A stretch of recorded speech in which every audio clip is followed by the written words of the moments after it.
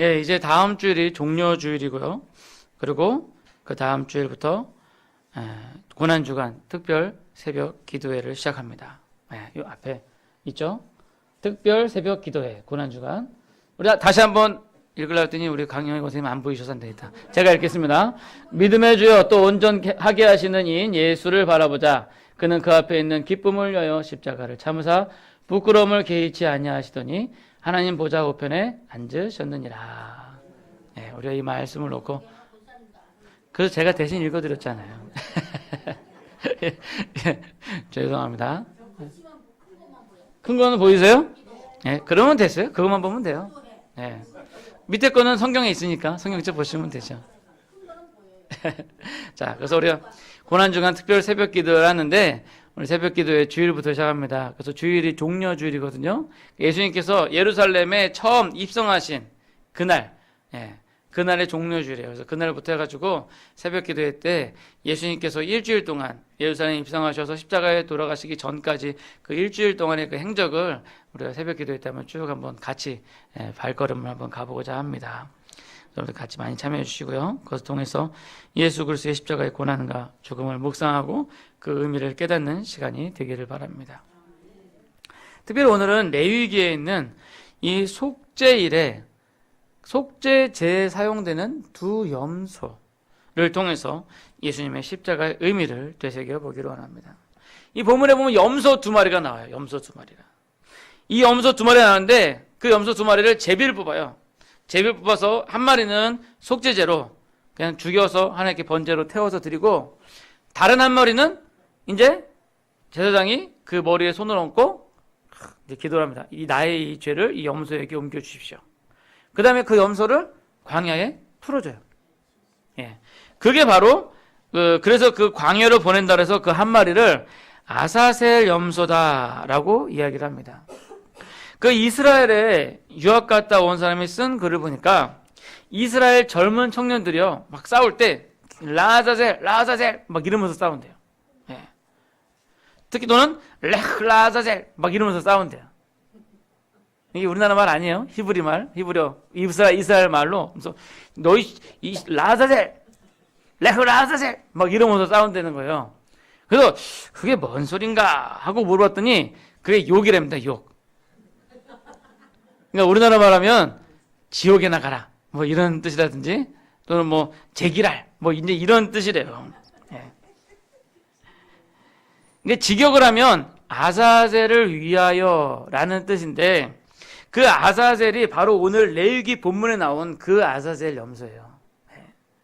그 아사셀이라는 단어는 염소라는 뜻의 히브리어 에즈라는 과 가다라는 뜻의 아잘이 합쳐져서 아자젤이라는 염소가 됩니다.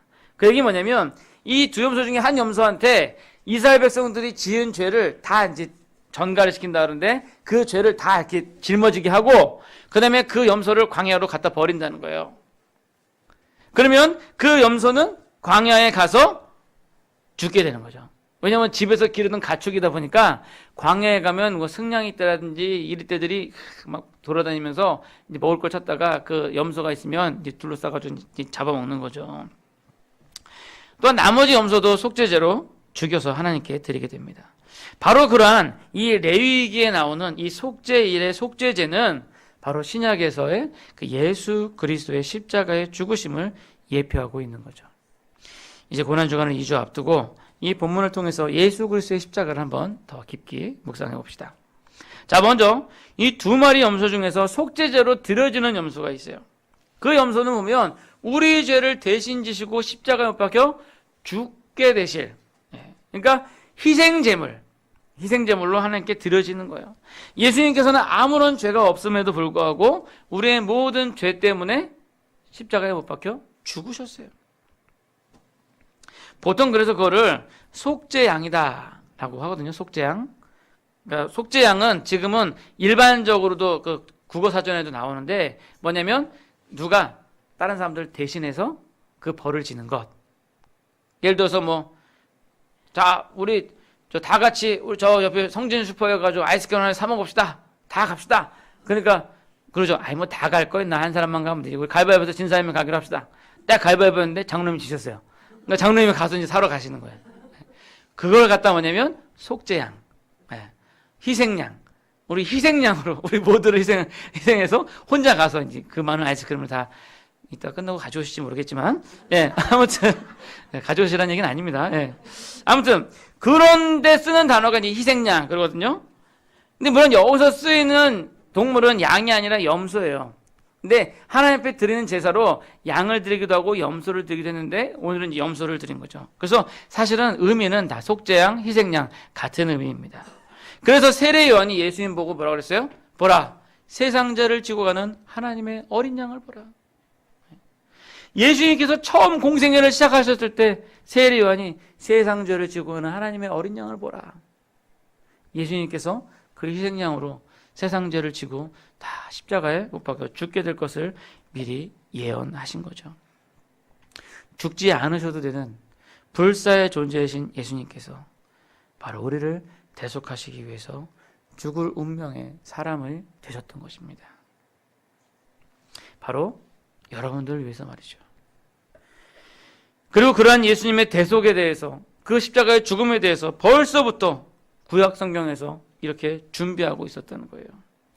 바로 이번 고난주간을 통해서 우리를 위해서 죽음도 아끼지 아니하시고 그 생명을 내어주신 예수님을 위해서 사시기 바랍니다. 두 번째로 다른 염소, 이제 아사셀 염소라는데 그 염소에게 안수를 해서 모든 죄를 전가시킨 후 광야로 보내요. 그것처럼 우리 예수님께 우리의 모든 죄가 전가되어지고 그 예수님께서는 골고다 언덕으로 보내주셨다는 거예요. 이 골고다는 해골의 언덕이라고 하죠. 해골. 해골 골짜기. 그쪽으로 예수님 보내주신 거예요. 성난 군중들은 예수를 십자가에 못 박아라! 못 박아라! 외치면서 따라다녔어요.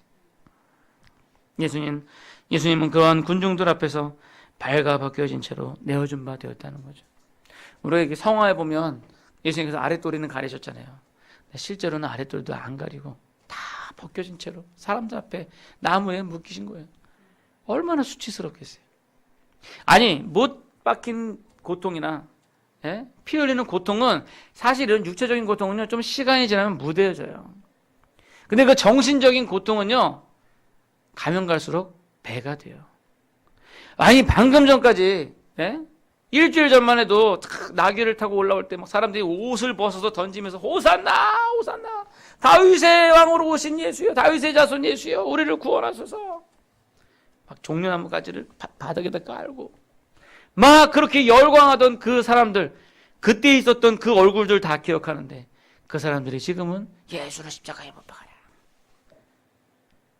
예수님 얼굴에 침을 뱉고 저주를 하는 거예요. 근데 그런 사람들 앞에 실오락이 하나도 안 걸치지 않고 발개 벗겨진 분들이 하나님의 아들이신 예수님께서 그런 치욕을 당하셨다는 거죠.